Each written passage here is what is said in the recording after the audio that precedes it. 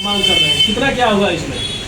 देखिए, सबसे पहले तो आपको बता दें कि बिहटा से औरंगाबाद रेलवे लाइन बनाने के लिए 1980 में 2 फरवरी 1980 को चंद्रदेव वर्मा उस समय सांसद थे, द्वारा और पटना 1 में सांसद हुआ करता था।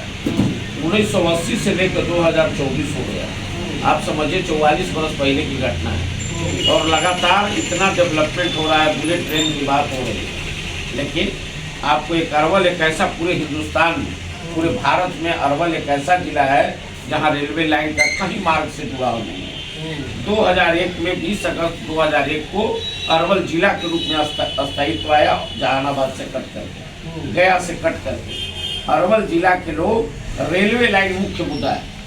2007 में लालू जी ने झुंझुना थमाकर पालीगंज में शिलान्यास कर दिया।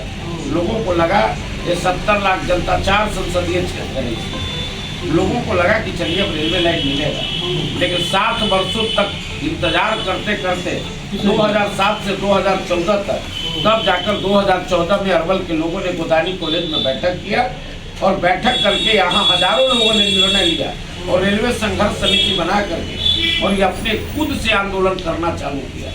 वही आंदोलन के कड़ी में लगातार आज 11 वर्ष हो गया। तब जाकर 2023 में इसका सर्वे का मिला, प्रकलन के मिला और सर्वे का काम जारी हुआ। सर्वे हो गया है, इसका पूरा बन करके आपको डीपीआर तैयार हो गया और उसके बाद पूर्ण स्वीकृति भी पिछले साल मिल गई है। 11.5 किलोमीटर बनने का रास्ता भी साफ हुआ है, 425 करोड़। लेकिन बताते हैं आपको कि इसमें आपको 3,900 करोड़ की जरूरत है। एक समय था जब इसको 450 करोड़ की जरूरत था, एक समय था जब 350 करोड़ की जरूरत था। लेकिन भारत सरकार और आपका बिहार सरकार, दोनों रहा भारतीय जनता पार्टी की सरकार, उस समय कांग्रेस की सरकार, आपको बीच में गठबंधन की सरकार, किसी ने भी अरवल जिला पर ध्यान नहीं दिया। तब अरवल जिला के लोग अपने आंदोलन और संघर्ष के बदौलत सरकार तक बातें पहुंचाने के लिए हजारों हजार लोग हर साल पद यात्रा करके, धरना करके, प्रदर्शन करके, लगातार मेहनत करके, अपने अपने तरीका से लोग मेहनत कर रहे हैं। और ताकि अब आशा जगा है फिर इस बार 16 जनवरी जो आ रहा है, 16 अभी ठंड का समय बहुत रहता है, इसलिए 16 जनवरी से रेल लाओ जनसंघर्ष वहां से फिर चालू होगा पदयात्रा औरंगाबाद से। इसका मेन है हाजीपुर, जहाँ जोनल ऑफिस वहां तक जाएगा और फिर जाकर दिल्ली जंतर मंतर पर 29-30 तारीख को आमरण अनशन होगा, वहां सत्याग्रह होगा और सरकार की नींद जो बंद है, हालांकि खुला है कुछ, लेकिन हम लोगों का डिमांड है कि जब तक राशि नहीं रहेगा, 11 किलोमीटर बनाने से तो रेलवे बनेगा नहीं, तो इसलिए हम लोग को 4,000 करोड़ राशि दिया जाए, एक मुश्त दिया जाए। और अभी तो बिहार सरकार भी भाई आप ही का है, केंद्र सरकार भी आप ही का है। बिहार के आप सांसद के बदौलत देश के प्रधानमंत्री हैं, देश के रेल मंत्री हैं, इसलिए हमारी बातों को आप सुनिए और अरवल जिला को रेलवे का सौगात दीजिए। अरवल मांगे रेल, हर व्यक्ति रेलवे का डिमांड है। आपके PR दस्तक और मीडिया कर्मियों से आपका आग्रह है कि आप अपने हिसाब से भी आंदोलन को साथ दीजिए और रेलवे लाइन अरवल जिला को मिले। सभी लोगों का जो मनोकामना है वो पूरा। आपके केस भी हुआ है? एक केस नहीं, दर्जनों केस है और सबका बेल टूटा हुआ है और जेल जाने का भी नौबत है। हो सकता है आंदोलन में चल भी जाए और साथी गए भी हैं, जेकर 2-2 महीना रह के बेल करा के आए हैं, लेकिन बेल जेल तो होता रहेगा। लेकिन अरवल का जो डिमांड है उसके साथ अरवल की जनता है, अरवल की जनता संघर्ष कर रही है। और आपको अभी भी हमने बताने का काम किया है कि अगर सांसद ये भी झूठा काम किए, सुरेंद्र यादव जी एक वो किए से तो चले गए, अगर यहू करेंगे तो इनका हाथ उससे भी बुरा होगा। 3 बार सदन खुला, लेकिन अभी तक सुरेंद्र यादव जी ने अपने मुंह से सदन में आवाज नहीं उठा सके। इसके लिए हम घोर निंदा करते हैं। फिर हम सड़क पर उतर रहे हैं। औरंगाबाद सांसद अभय कुमार सिंह, आपका राजा राम जी जो सांसद काराकाट, पाटलिपुत्र मीसा भारती और यहाँ के सुरेंद्र यादव जी से आग्रह है कि भाई आप सदन में लड़िए, हम लोग जनता सड़क पर लड़ेंगे, अरवल को रेलवे लाइन दिलवाइए।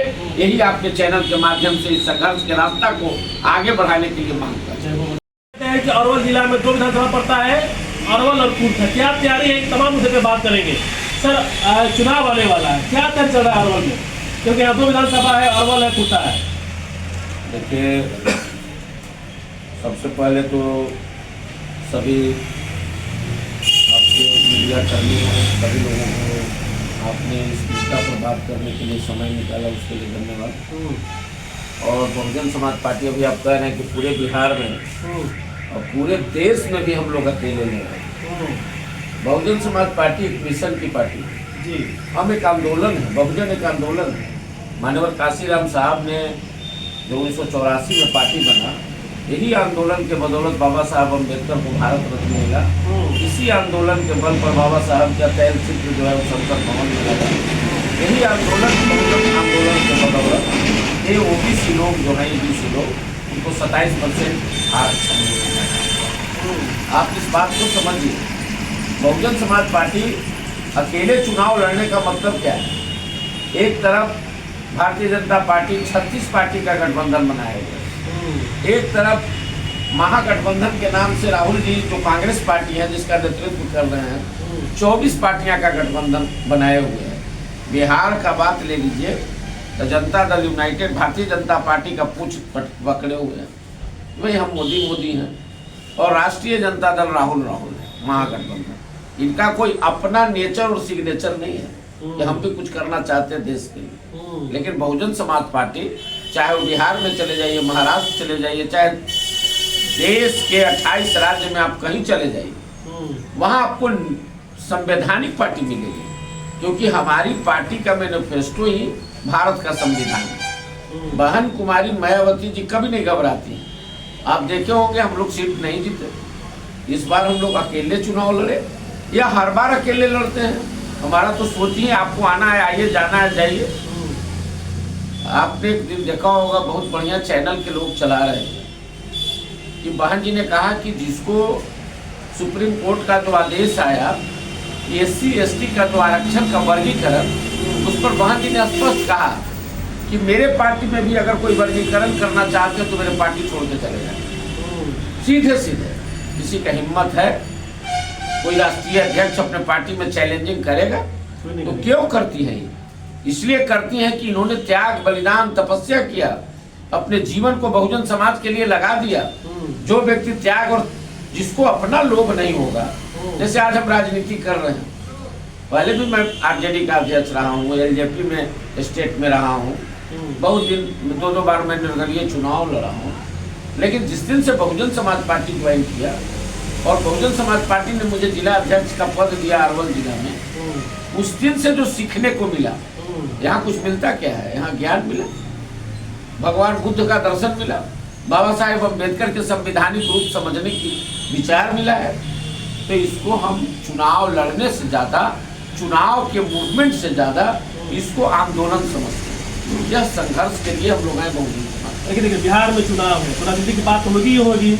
बिहार के प्रतिपक्ष नेता है तेजस्वी यादव, उन्होंने ऐलान किया कि जब हमारी सरकार बनेगी तो माई बहन मान योजना के तहत हर महिलाओं को 2500 रुपये दिया जाएगा। देखिए, झारखंड में तुरंत ही चुनाव जीते हैं महागठबंधन के लोग। हेमंत सोरेन ने 2500 रुपया मैया योजना करके चलाया, उसी को यहाँ माई बहन योजना आपको चलाने का काम इन्होंने ये प्रचार करा बिहार में। हमारी बहन जी ने आपको कल क्लियर किया है, कल दिल्ली में बोला है, कल मैडम तुरंत का बात बोल रहा हूँ।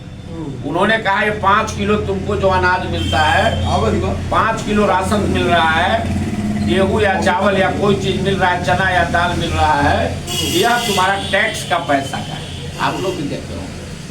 अरे भाई, आप कहाँ से दे दोगे? आपको देना ही है तो एजुकेशन की बात करो। आपको देना ही है तो बोले थे नीतीश कुमार जी कि गरीब को 3 डिसमिल जमीन देंगे। कहाँ जमीन मिला? किसी को मकान कहाँ? अभी तक तो जो जमीन बरसों से रह रहा है, जो दलित, जो पिछड़ा, जो अल्पसंख्यक, जो स्वर्ण समाज में गरीब, जो व्यक्ति देश की आज़ादी से पहले से जिस घर में रह रहा है, जहाँ आम घर में जरूरा है, मालिक घर में जरूरा, उसको पर्चा नहीं मिला। हम बहुत आपके चैनल के माध्यम से जो बातें कह रहा हूँ, आप बताओ, आपके ही सरकार है, 17 महीना तुम एक बार पार्ट बने, दूसरे बार आप 24 महीना पार्ट बने। आप दोनों को पता ही नहीं है नीतीश लालू कब मिल जाएंगे, इसका कोई गारंटी है क्या? बिहार में अगर कोई गारंटी है तो आप चलो, इनको भी लग रहा है इधर गड़बड़ होगा तो उधर बनेंगे, फिर चुनाव लड़ेंगे बीजेपी के साथ। अगर सीट कम आएगा तो फिर लालू जी के साथ मिलकर सरकार बना लेंगे।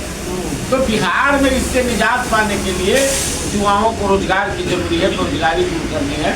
फिर यह जो 2500 के लॉलीपॉप जो इनका है 20,000 रुपया, ये तो कह रहे हैं कि वृद्धा पेंशन बढ़ा देंगे, 4,000 कर देंगे, 400 को 4,000 बनाएंगे।